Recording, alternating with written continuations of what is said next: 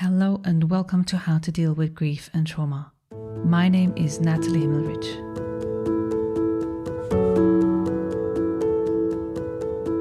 In today's episode, we'll be talking about child loss and the loss of divorce. I'm joined by Rachel Tenpenny, who will be sharing her experiences and her insight that healing is possible. And I promise that if you will be here listening until the very end, you will know why she is absolutely sure that healing is possible. I've known Rachel for many years, in fact, since the first book that I've written, Grieving Parents, where I interviewed her. And I can tell you, I still remember the things that she said, which are exceptional. Rachel is actually a grief expert, an emotional well-being specialist and life after loss coach. With over 13 years of experience healing her own heart after her baby daughters died in 2008, she has helped hundreds of people finding healing after life's most painful experiences. Rachel believes grief is not forever and teaches grievers how to heal physically and emotionally with a unique and effective holistic approach, cultivating healing that lasts a lifetime. She's originally from a small town in Southern California, but now lives in Northern Virginia with her two boys, Dustin and Colton. And you can visit her website for more information. You'll find all the information in the show notes. So welcome, Rachel. Thank you so much for taking the time to explore your story of loss and trauma. And let's just start with you talking about you and tell us whatever you'd like to share. I'm really privileged to be here, and I've worked with you in the past a couple of times, and it's always been a joy. And I try, when I tell my story, I try to talk about it a little bit differently every time, because I think even though I was there when it happened, and my story is my story, I feel that the more I heal from the loss of my girls, the more it changes, right? And I want to make sure that those changes are included, because where I am 14 years, right, after my girls passed away was very different from where I was 6 years after, or 1 year after, or 1 month after. And I want to give myself permission, but I hope that other people that are listening, because they're grieving, also give themselves permission to be able to write a new story, right? And don't feel like they have to be stuck in only one way of remembering, only one way of experiencing that. The journey through grief really is an evolution. Like, it really is a path that we walk, and it's a journey, and it starts with our loss, but it kind of goes on from there forever, right? And we're always weaving into it a new perspective and a new awareness and a new understanding. And when my girls died, so my baby girls were born, they were twins, and they were born early. And it was very alarming to me, because my previous pregnancy had gone so well and was so healthy. And I went into natural labor 3 days before his due date and gave birth to a healthy, happy, little baby boy that I took home from the hospital 2 days later and put on my jeans and went out for sushi, right? Like, it was a dream scenario. And I was young and happy, and not that I was at all overconfident. I think my whole life I've always been very connected to that life is a gift, and you just never know what's going to happen. Not in a paranoid way, just in a really an honest way, that I was always able to be very present in the moment, just knowing that this is a special moment and we don't always know what's going to happen. But at the same time, when really good things happen, there's not any reason to believe that good things won't keep happening. So when I got pregnant with Aubrey and Ellie, it never crossed my mind in a million years that anything would happen to them. And I went from packing my suitcase to travel to my mom's house, my parents' house, because my mom and my sisters were throwing me a baby shower, because my first baby was a boy and now I was having 2 little girls. And so we wanted to add some girl stuff. And I went from packing my suitcase, and my son was 2.5 at the time, and packing his little bag to get ready to go to Nana and Granddad's house, to rushing myself to the hospital when I woke up the next morning realizing something was wrong. Long story short, they could not stop my labor. So the girls were born on June 24th, weighing 1 pound, 5 ounces each. And I remember the doctor sat me down and really prepared me for what looked like was going to be a really difficult journey. But at the same time, no one ever really told me, nobody wanted to say that the chances were really bad that they would be okay, right? And I could just sense it in the room. I could see it on people's faces, but nobody would say it out loud. And that's one thing that I grew to resent for a little while. I'm healed through it now. But at the time, I really wish someone would have just told me the truth, right? And said, yes, there's a chance that these girls will pull through, but there's also a chance that they will not. Trying to sprinkle everything with positive pixie dust, just it doesn't work. Not when life and death is on the line. And the girls did fight for a while, and we had some good moments and not so good moments. But on day 7, Ellie ruptured an intestine, and she was so frail. They also had hemorrhaging in their brain, so we were looking at brain injuries, and now we were addressing intestinal injuries. And she was so frail that the doctor did not feel that she would survive the surgery to fix her intestine. And that was the first time I sort of put my foot down and said, my baby is not going to die on an operating table with strangers, right? She's going to be with her family where she's loved and die with dignity. And it sort of changed how I started approaching this journey with my girls, because I realized that as their mother, if I was not going to advocate for them, nobody was, right? And I was the only one who could really give them, right, a life, not just have them remembered in death. And so on the 7th day, Ellie passed away. And then 6 days later, on day 13, her sister passed away of the very same injuries. And I know that there's no, proof of this. We don't really understand how these things work. But I am convinced that when Ellie died, Aubrey just didn't really want to fight anymore, because she was my feisty fighter. I mean, Aubrey was always stronger, healthier, doing better, hitting her milestones sooner. She was off the ventilator. She was really making a lot of progress. But as soon as Ellie died, it was like she just gave up. And as her mother, watching that happen, I felt that I had to protect her will, right? Like she was, to the best of her ability, I felt like she was trying to tell us what she wanted. And I felt like we needed to listen. And that's why on day 13, we decided to remove her from life support, because not only did she have severe brain injuries and severe intestinal distress, and she wasn't making white blood cells. I mean, she was a very sick little girl, but she also gave me no inclination that she wanted to keep fighting. So 13 days after they were born, I packed up my stuff, left the hospital and went home to plan a funeral instead of a baby shower. And it was just one of those moments in my life where I thought, how did I ever get here? Like how quickly I went from living a dream life, right, to the worst possible outcome. And it didn't even feel real. Like I felt like I was swimming underwater, or, everything was in slow motion, or it really did take me a couple of weeks to feel like I reconnected back to life. It really felt like an out-of-body experience where I was watching myself go through the daily motions of planning a funeral, taking care of my other son. He was only 2.5. He still needed a mom. I was still recovering from a C-section. My milk had come in, and I was still pumping all of my breast milk and saving it in my freezer. Even though my girls were gone, I had to plan a funeral for them, right? I had 2 cribs, 2 rear-facing car seats, 2 high chairs, right? All that stuff was still in the house. I had set up their entire nursery. And so for a while there, I couldn't step into that reality, right? I just needed that buffer between real life and what I could handle. And I felt like I just sort of went into a bubble. I don't know exactly the words, right? But there was just sort of that, I just wasn't ready. And I think some of that is, looking back, our bodies are really intelligent in a lot of ways. They can work against us in other ways, but they really are intelligent. And I think our bodies are primed for survival, right? Not always thriving and flourishing. That's something that we have to develop.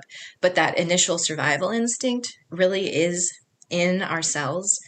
And I can just see how my body shut down to protect me from what would have been too much, right? Like nobody can take that on. It needed to be in these little increments, and how that sort of that foggy brain and that haziness and feeling like you're in slow motion or underwater really is this amazing survival mechanism that our bodies have to protect us from the things that would just be too much to bear.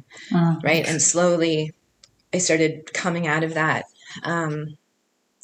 And I remember on the day of their funeral, because my little son was so stinking cute, like this little blonde-haired, blue-eyed little kid with really fat cheeks, and just a very in tune and inquisitive little boy. So we had a lot of questions about where we were going and what we were doing, because he was little enough to where he met them, but he didn't understand, right, what was really going on. All he really knew was that his mom was very upset, right, and he was like my little shadow. So, and that was difficult for me because I knew that my pain affected him, right? And so I was trying really hard not to be sad, but I couldn't not be sad. So I had this inner conflict as a mother going, I don't know how to protect my living child, right, from this grief as well. But I remember buttoning up. I put him in a little collared shirt, and I'm buttoning him all up so he looks nice for his sister's funeral. And he said to me, Mama, what you going to do now? And I remember it stuck in my head because I think he was just asking, like, what are we going to do next? Like, is it time to get in the car? Right? Like, we're all dressed. But in my head, what I heard became kind of the question that became the theme of my journey, right? Like, what are you going to do now? And I sent him out of the room because I needed to get changed, and I refused to wear black to my girl's funeral. So I wore this cream colored dress with like a purple sash. And, which is tricky, by the way. I'm sure you can relate, right after you have a baby, right? I have nursing boobs. I'm still postpartum. I'm, 2 weeks out from a C-section, and going to try to find a dress to wear to your children's funeral that fits your postpartum body was quite the miracle, honestly. And it was my mother she was there for me and helped me figure that out. But I put on my dress, and I also cut off all my hair as soon as Ellie died. Aubrey was still alive. She was still in the NICU. And I took my, postpartum self to the salon and told the hairdresser to cut off all my hair. So that was one very significant sort of grief reaction that I had. And I chopped all my hair off. And it was horrible. Like, it was the worst haircut ever. And it was high maintenance. And so I'm in the mirror doing my best to try to look somewhat nice, for my daughter's funeral. And I, zipped up my dress, and I remember looking at myself straight in my own face.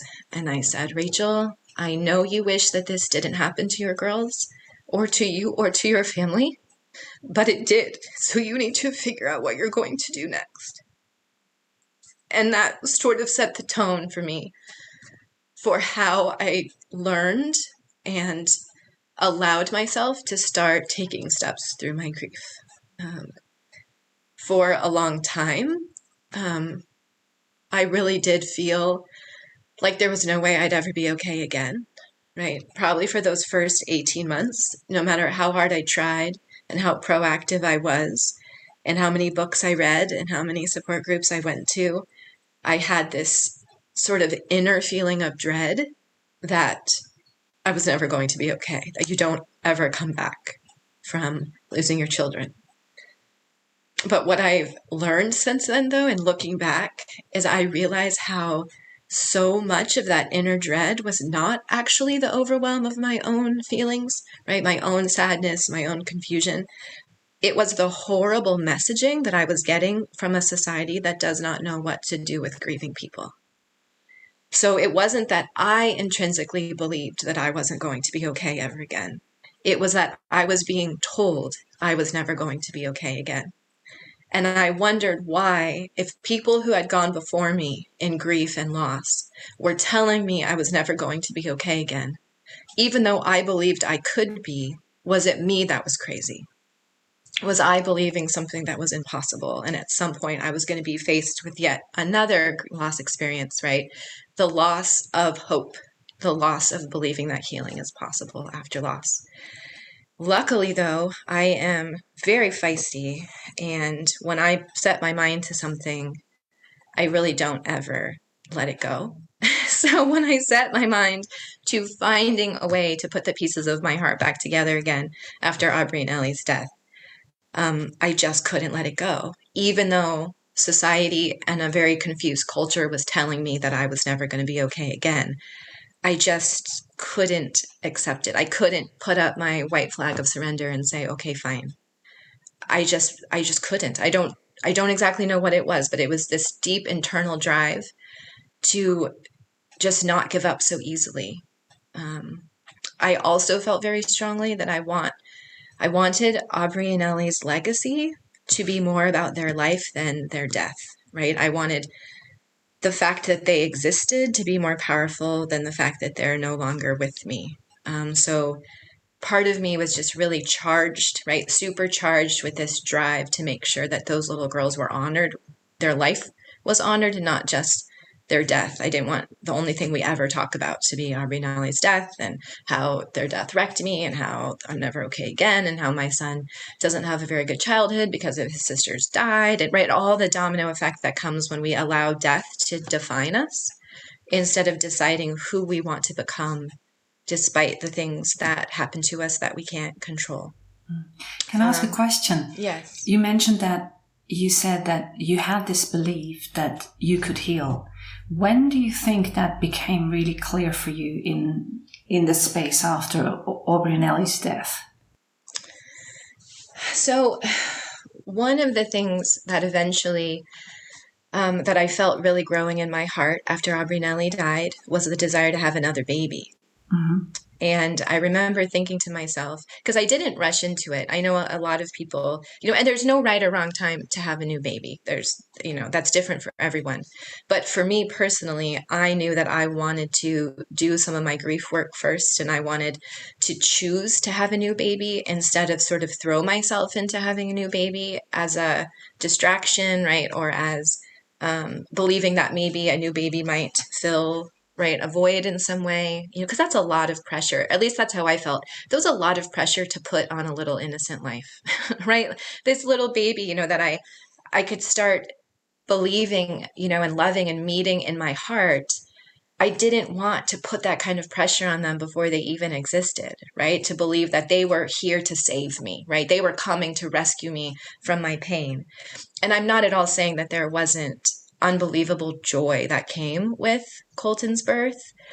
But at the same time, so much of that joy came from me knowing that this baby has its own intrinsic value, right? Its own intrinsic purpose, and that I will never have to stop doing the work over my own heart.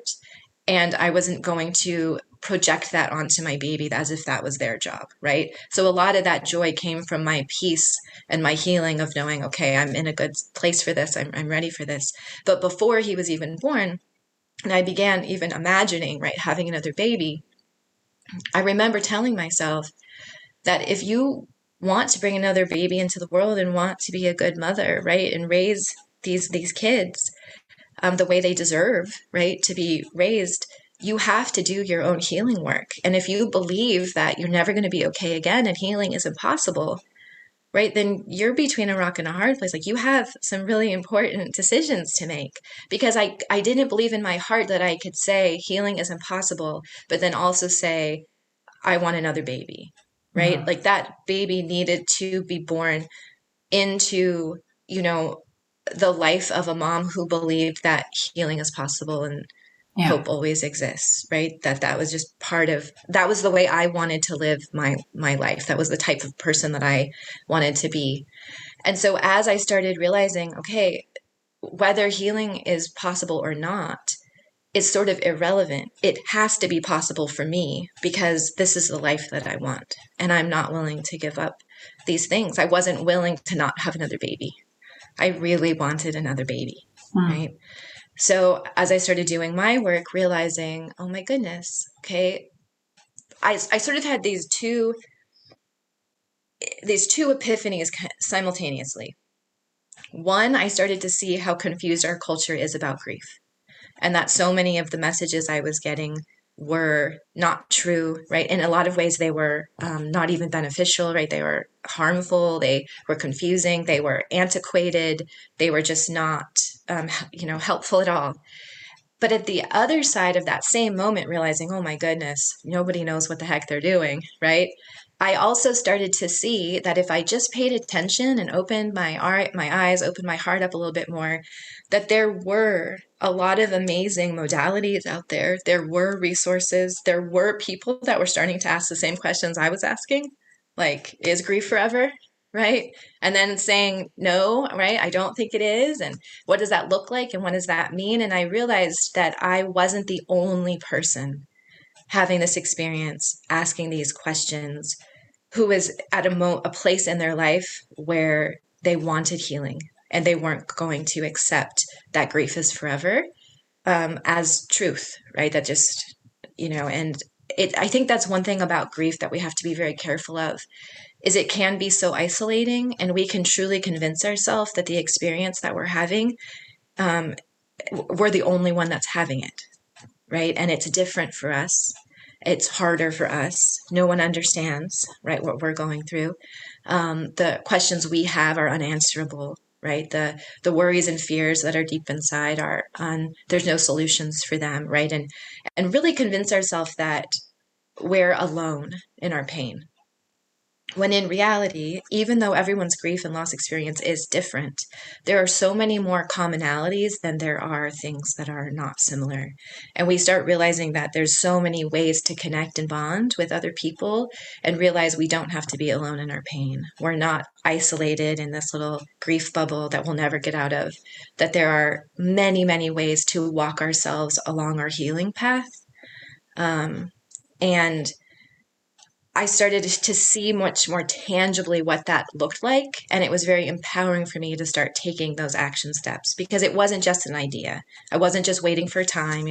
We hear all the platitudes and cliches like time heals all wounds or things like that are just not helpful, right? We've debunked all of those things. That's not true, right? Time does not heal all wounds. Time is just time. And it's what we choose to do with time that will either lead to our healing or, unfortunately, intensify our hurting, right? I know people, I have clients who have come to me 30 years later that are still hurting from loss that they never, they didn't even know that they could address, right? They didn't even know that they were allowed, right, to find healing from their loss. And they believed that if they just wait long enough and keep doing, keep going to work, keep getting up every morning, that somehow one day they're going to wake up and the pain's just going to be gone. And that breaks my heart to think that there are people in this world essentially suffering in their pain because of platitudes and cliches that tell people untrue things about what grief and loss is really like, but more importantly, what it takes to find healing from grief and loss. And so the more I experienced those modalities, the more I saw that protecting my sleep, surrounding myself with supportive people, keeping out the people who were not supportive. No one really likes to talk about this part of it, because here's the truth of what I believe. The vast majority of people are well-intentioned. They don't have bad intentions, but you can still be not have any idea how to be helpful to someone who's hurting, even if you're good intentioned, right? And I had to learn how to put limits or distance between the people that, even though I knew their heart was in the right place, they were not helpful to me in any capacity. And I had to set distance between them. And for a season, not forever, but for a season in my healing journey, I had to limit my interactions with them. Right. And at first that felt mean, right? Because I'm like, well, but they mean well. But then I realized I have the right to protect my emotional energy. And if there is someone or something, sometimes we even find this with church or support groups or family, or sometimes even our own spouse, right? That we only have so much emotional energy during a season of grief. And we deserve the right to advocate for ourselves and protect that emotional energy. And as our healing journey changes, our amount of emotional energy changes as well. So later on down the road, it's perfectly acceptable to make new choices, right? You can make a new choice at any time.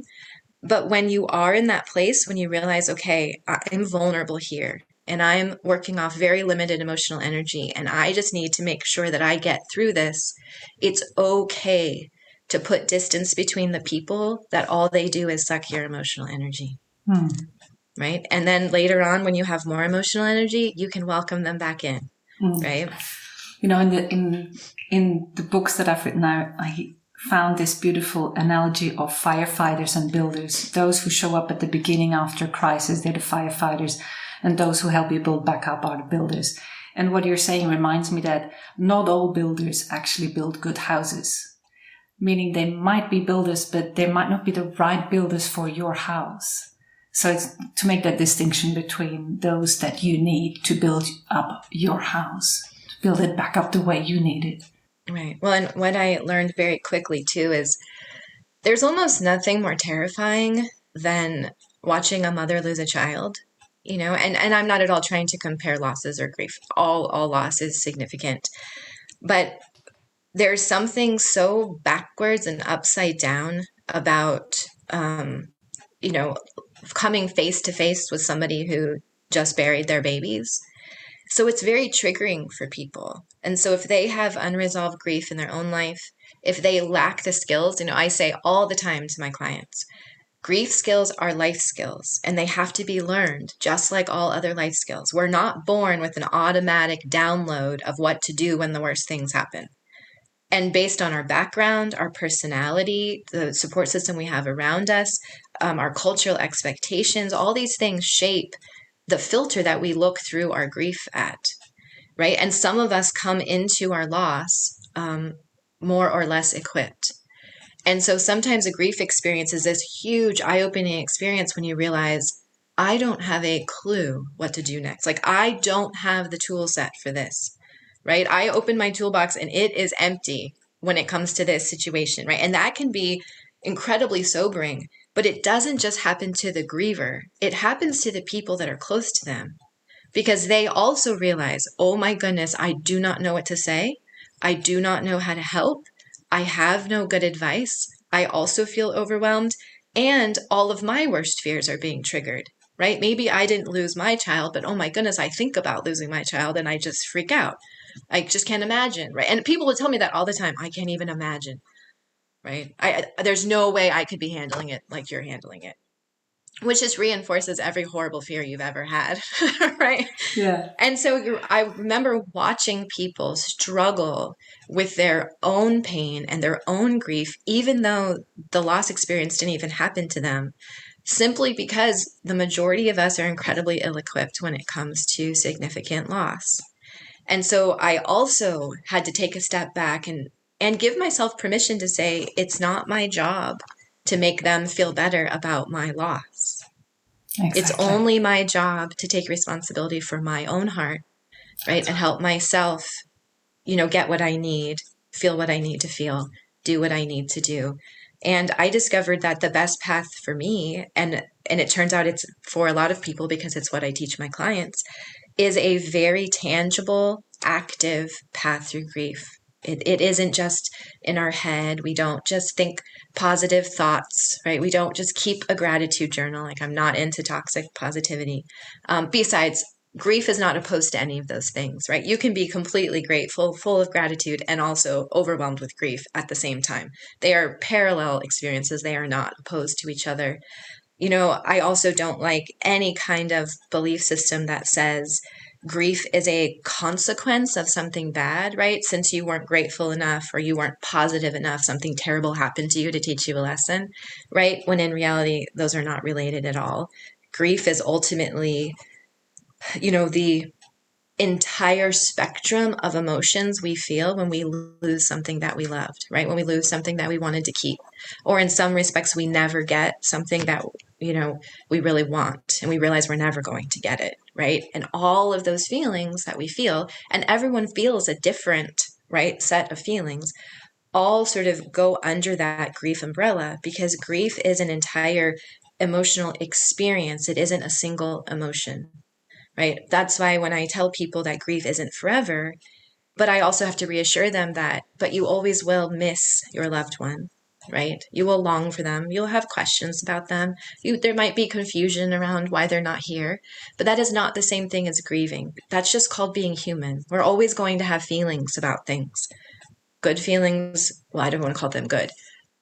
Easier feelings, more difficult feelings. I don't want to label any feelings good or bad. Because we're humans and we're not going to stop being humans. But trying to figure out how to never feel a difficult emotion again is not the same thing as grieving forever. I think it's very important to make the distinction between grieving and all the other experiences that often are lumped together with grief, but are also just human experience, as you were saying, longing for that person or missing the milestones that never happen. This is part of dealing with the realization and the reality of not continuing life with that person in physical form. Right. And what I like to tell my clients is when all of those emotions have more power over us than we have over them, that's grief. That's what I call our season of grief. But as we get stronger and we learn how to support ourselves and we learn to understand what those emotions are telling us, we become more powerful over them. So they still exist. They don't go away. We still feel things and have emotions, but now we know what to do with them. We know what they're trying to communicate to us. We have action steps that they empower us, right? So that these emotions become integrated into how we live our lives and how we love the one that we lost, instead of the thing that controls us and we're just reacting to them instead of responding to them. Because I look back and there were a couple of weeks after Aubrey and Ellie died where if I could just get myself out of bed, it was a good day, right? Like I was truly crippled by my emotions. And the only thing truly that I think motivated me to even try to get out of bed was I had a little boy that, was depending on me. And people will have mentioned before, like, oh, thank goodness you had a little boy that you wanted to heal for.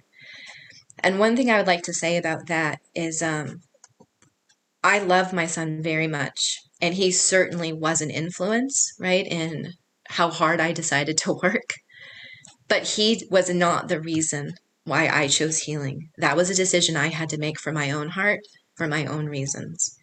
And I see a lot of people get stuck in their grief because they are trying to heal for someone else or for something else, right? My kids need me. My husband needs me. The person I lost would be so upset if they knew how sad I was, right? And they're looking for all kinds of external reasons and motivation to do their healing work. And I've seen it over and over again. Like I said, it's been 14 years. It doesn't work. That cannot be a reason for healing. Healing has to come from a belief that your life and your heart are worthy, right, of healing through hard things because you still have a life of your own to live, right? And the fact that my son benefited from my healing, right? My relationships benefited from my healing. My future child benefited is wonderful and beautiful, but he was not my reason. I did not heal for my son, right? Just like choosing to have another baby, I did not have him to heal me. Right? Yeah. These were completely different decisions that I made. And it's actually very freeing and empowering when we get to factor ourselves into our healing decisions and say, my heart matters too. My heart isn't the only thing that matters, but it absolutely matters. And I'm allowed to make decisions that are just about what my heart needs and what this is going to look like for me, because I'm also putting back together my life, right? And I get to decide what I want that life to look like. What I find also with my personal experience is that another child, and I had the surviving twin to raise, is a good starting point to wanting or needing to get up. And it can be in the beginning, in the early raw period of grief, it can be that part that makes a mother get up or a person want to do better than, because they find it's necessary for that other child. It can be a good starting point, but it cannot, or it's not beneficial if it's not intrinsic to you that this is important for yourself, for your own healing. Right. Well, I just don't want to give anyone else the message, someone else who's hurting, this belief that if they had a child, healing would be easier for them, right? Or if they had some external situation, right, some different situation, that it wouldn't be as difficult to heal from grief. Because when we're in a lot of pain, that's the first thing we do is we actually start looking for reasons, not why we can, but why we can't. Because it's so awful. It's so overwhelming that everything in our body is telling us this is too much, right? I can't do this. So anything that confirms that, even though we're in pain, it validates some kind of certainty we have about ourselves. And so, people in pain will grasp onto ideas like, well, that's awesome that you can heal. You had a son to heal for, right? Or you had a surviving twin to heal for, but I don't have those things, therefore I can't heal. And that's actually not the fact at all. Healing is a personal choice that you make within yourself to either decide to do the action steps that are required to put the pieces of your heart back together or choose not to. But there is no external thing, no magical person, no magical understanding, no other child, no moment, right, that does the work for you. You have to do the work yourself, and you have to do it over and over again for an extended period of time, right? It really truly is a process. And there's no way that any one of my children or any one of my goals would have ever been enough to carry me through without also knowing within myself, this is what I wanted for me. This mattered to me. This was about who I wanted to become after loss, not just what I wanted for my child or wanted for my family, right? I had to want it for myself. Now, there was also other loss in your life, in your family life. Did you want to talk about that as well? Sure. I think it's so important to talk about different kinds of loss because all those nuances, right, between grief experiences are really valid. But 10 years after my girls passed away, because they were born in 2008, and then in 2018, I got a divorce. My marriage failed. My marriage crumbled. Just to be honest, it was always a hard marriage. So and I think this is a really important part to point out as well. You'll hear strange statistics in the world that say people who lose children are way more likely to get divorced, right? Losing children can ruin your marriage. And this is what I'd like to say about that. I have not actually seen or experienced in my own life or with any of my clients over these last 14 years a marriage where the actual loss itself broke the marriage. What I have seen, though, is that marriages that are already fractured, a loss experience magnifies those fractures.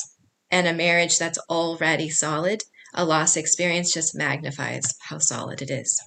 That the loss in and of itself does not have some inherent divisive quality.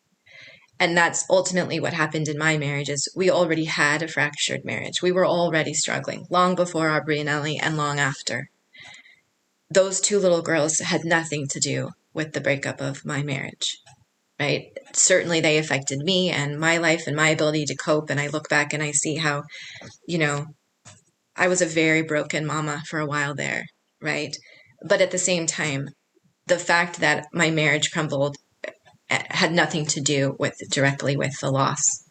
And the grief experience that I had from losing my marriage was also very different from the grief experience that I had from losing my girls.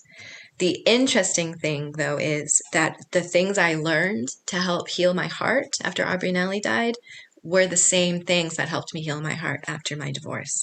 So even though my grief experiences were very different between the two of them, the skill set that I learned applied equally to both, right? The way that I self-cared after Aubrey and Ellie was the same way I self-cared through my divorce, and it made a huge difference, right? The way that I asked for help, I learned to ask for help after Aubrey and Ellie died, and so through my divorce, I asked for help. I learned how to keep out, right? The people that suck you dry, right? After Aubrey and Ellie died, and then through my divorce, I did the same thing. I was much more effective at setting boundaries, the boundaries that I needed to set. Being patient with myself and learning to, because grief always takes longer than you want it to take, and it's always more painful than you want it to be, right? It has this unbelievable way to just completely blow your expectations away. It's like, no matter, it sort of reminded me of childbirth. It's like, no matter how much you think about, the experience of giving birth to a baby, it is 1,000 times harder than you can ever imagine it to be. Right. But I did it, and I was okay. We got through it. And then you realize, oh my gosh, I can do really hard things. Right. Well, grief is very much the same way. It was always harder than I wanted it to be, expected it to be, always took longer than I thought it would. But on the other side of that was this constant revalidation of, Rachel, you can do hard things. You can do this, right? There is light at the end of this tunnel. And just because it was harder than you thought it'd be and took longer than you wanted it to, doesn't mean you can't do it, right? You just got to do it a little bit longer, right? And a little bit harder. My dad always used to tell me growing up, when it's easy, do it easy. When it's hard, do it hard. And he always was talking about sports. But now that I'm grown up, right, I realize that applies to all things in life. Just whatever you're in, just be all in, right? Just do it there. And so that, I think, through my divorce, as difficult as it was, the most important thing I learned through that is grief care skills really do apply universally to all kinds of grief and loss. They're not only fit one type of loss or only fit you, because I think that was one of the myths of in the beginning when, everyone say it's your own journey, right? Like everyone grieves differently. And although there is some truth to that, everyone does grieve differently and we all have to walk our own journey. It was sort of meant in I'm just going to let you go out on your own and I'm not going to be involved at all, right? It's so what I took that as, it wasn't like wisdom being shared. It was sort of this like, hey, you're on your own, deal with it yourself, right? And what I realized is, even though, yes, we all grieve differently and all of our journeys are unique, there's so many more similarities, right, to our experience than there are differences. And the skill sets and the resources and the beneficial things that help us get through that really do universally apply, right? We don't have to reinvent the wheel every time our heart gets broken. We don't have to be banished out to walk our path alone, right? Well, everyone says, figure it out yourself, right? We can actually pass forward what we learned from our journey because it does apply and it will help the people that come after us. Yeah, I think the people who experience it, they are the ones that experience that usually for the first time. I mean, those who have multiple losses, they not, but in general, this kind of hard experience is like a first time. And what you said before reminded me of the situation of giving birth. I mean, even though we know our body is capable to do it and is doing it not completely on its own, but it's doing it and we know it's possible, we also get life skills and support and training and even birth courses before we do that. Because we know that's helpful. That really, right. and the support and the help that we get and the care and the breathing and whatnot is helpful. Right. And we also factor in that, right, it might not go the way we plan. So we have backup plans, right? Yeah. And we have next steps and we have, right, all these different things, realizing that, there's some parts of this we can't control. So, but the parts that we can, right, we're going to learn about those. And grief is very much, there's still going to be grief experiences, right, through your grief journey that aren't going to go as planned, that aren't going to be what you thought, that you're going to have to tackle. But knowing that you have the support and knowing that that is part of what makes grief, like you're not doing it wrong. You didn't veer off course somehow, yes. Right? That sort of messiness of it actually is a reflection that you're on the right path, because if it wasn't messy, if it was too clean, then it would be too clinical and it would probably that's not actually what you need, because grief is not something we get to put in a box and tie up with a pretty little bow, right? That's why I don't like that word, closure, right? It's never closed, right? It's always open, right? I'll never be able to just sort of take this life-changing loss experience, losing Aubrey and Ellie, and just set it aside and be like, it's separate from me now. It's part of me. Right? I'm just so thankful that I learned that I get to decide who I become, even if I didn't decide that Aubrey and Ellie wouldn't get to be here with me. Yeah. Right? Were there times where you couldn't or wouldn't grieve or heal? Well, so I made a couple of poor decisions at the beginning, not because it's just because I didn't know, because I was naive, right? So right after Aubrey and Ellie passed away, probably, within the 6-week mark where you get, the okay from your doctor, I decided that I was going to use exercise to heal all of my grief. And I decided to become a runner. I was, and I was always an athlete before then, but I just like took it up a notch, and I was going to run half marathons, and I was going to do mud runs and tough mudders, and I was going to be in the gym every day. And my son at the time, like, he was such an amazing kid. Like, I look back and just think, oh my goodness, this kid was phenomenal. I used to put him in the jogging stroller with like a bowl of Cheerios and a water bottle and run for 12 miles a day. And he would just sit there happy as a little clam, like not even make a peep. Well, I attempted to run the grief out of my body, right? Only for the minute I got home for all that grief to just come flooding back. And I drank a lot of tea. Tea has always been something that I really use just to comfort myself. But even at a point, 10 cups of tea a day is a giant red flag that, like, you need to do more, Rachel. Like, this isn't working for you. You cannot just drink enough tea and run enough miles for your grief to magically evaporate into the universe. And it wasn't that I was resistant to healing. It's that I really thought that's what I was supposed to do, right? I was told exercise is so important for managing, right, your grief and your emotions. And the sooner you can feel like your real self and get back to doing what you love, that's what you should do. And, I just sort of formulated this belief that if I do these things like I'm being told, that somehow I'll sort of take this grief by the horns and make it submit. And I realized that's just not how it works, right? First of all, I ran myself into the ground. I started experiencing adrenal fatigue. It started messing with my sleep. I wasn't getting enough calories. It made all my hormones out of whack, right? I started to realize that the symptoms I was feeling wasn't just grief. Now I was actually physically harming my body, and I was not helping to strengthen my body up under the grief. I was actually causing depletion, right? So I had to stop that and sort of revamp, make a new plan. And I started doing restorative exercise, nothing so taxing. I started making sure I ate more. I started taking adrenal support supplements and vitamins, B vitamins, especially minerals, zinc and magnesium. I started, that's when I learned about adaptogens and how important it is to help restore homeostasis to the systems in our body that have experienced so much stress under grief. Like, what happens in our physical body is really profound when we are going through grief. And it's so important to recognize that grief is not just an emotional experience. It is very physical. And it also manifests in your relationships as well, right? So those handling, right, your mental health, your emotional health, your physical health, and your relational health are really key, right, to making sure that you have all sides of grief covered, because all of those things are profound. I tell my clients all the time, we cannot start the deep emotional work if you are coming from a physically depleted place. First, we need to get you strong and built up and nourished, right, and strengthened physically. Then we can dive into some of the deep emotional work, and you'll actually have enough physical and emotional energy to do it, right? Because you can't just will yourself into it. When you mentioned the running, I thought of the sentence that you probably heard as well. Grief in itself is like running a marathon daily. On a physical level, it's so intense.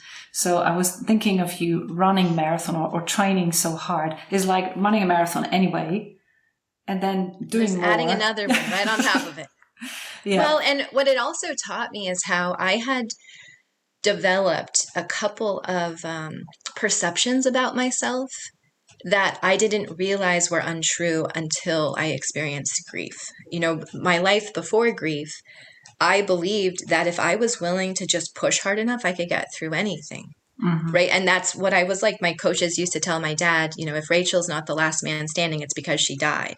Right. So I kind of prided myself on this ability to always be a little tougher, last a little longer, go a little further, right. Hang in there a little bit longer.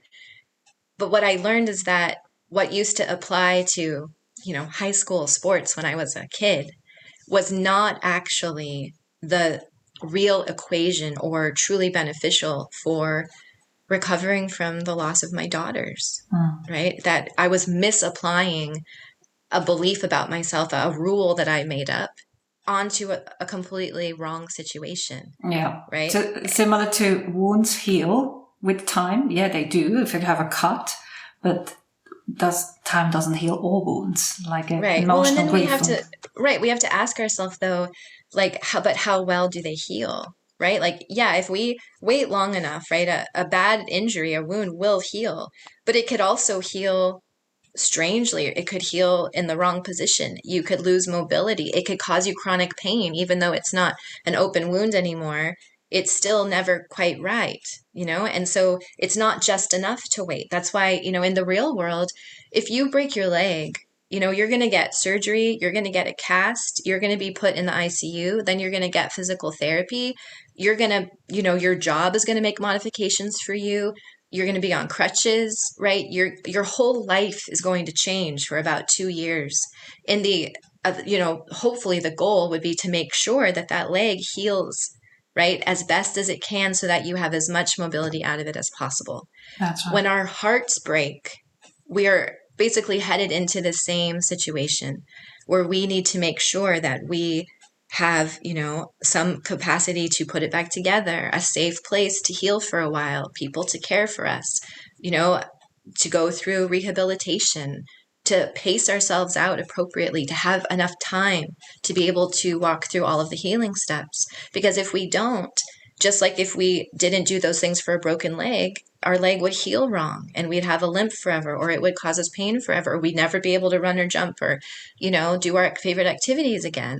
And so, yeah, we healed, but is that our expectation is just not to die, right? Like, that's a big question. Like, I didn't just not want to die. I wanted to be able to cultivate the best life I could after pretty much the hardest thing I could ever imagine.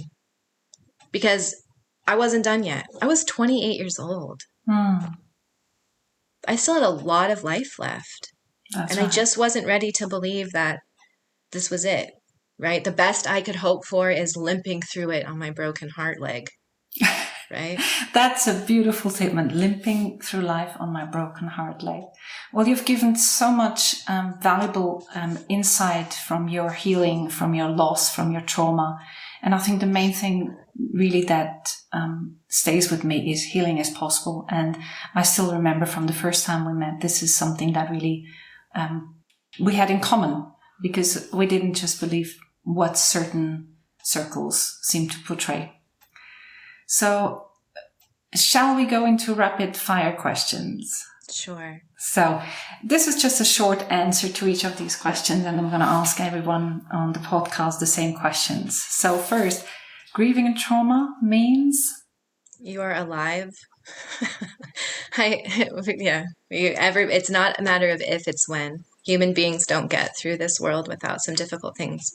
That's right. And healing means? Your loss and trauma doesn't get the final say. Yeah. What have you learned, what have I learned about myself in the light of loss and trauma? That I have more power over my heart than circumstances do. And one thing I wish people knew about loss and trauma? It influences you, but it doesn't have to define you. That's beautiful. One specific thing that has changed since my loss and trauma that I wouldn't want to miss is? Although losing Aubrey and Ellie taught me that really bad things can happen, I've also learned that really good things happen too. And so I feel like their loss has highlighted the fact that there's also really beautiful things in this world, and life can be really good, even though there are times when life can be really bad. And I don't want to miss out on all the things that are good because I'm so focused on the things that are bad. Like, I have a really good life, right? The last 14 years since their death are really beautiful, even with some of the hardest moments of my life being involved in those last 14 years as well. Yeah. Right? It isn't an all or nothing. Life isn't only good or only bad. It's a mixed bag. But man, when it's good, it sure can be good. Thank you so much, Rachel, for imparting your wisdom and knowledge. And it's beautiful to listen to you, because I still hear the remnants of the nuggets that you gave here, and they will ring true for me and stay with me. So thank you. Yeah, thank you. That was a joy.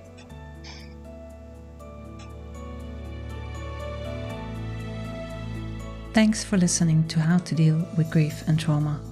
If you'd like to be updated on future episodes, please subscribe to our newsletter on nataliehimmelrich.com. If you need grief support, please contact me for a 30 minutes free discovery session. How to Deal with Grief and Trauma is produced and edited by me, Natalie Himmelrich. To support this podcast, please rate, review, and subscribe to or follow the podcast on Apple, Spotify, or wherever you get your podcasts. Thank you. And remember to keep reading. I promise it will get easier.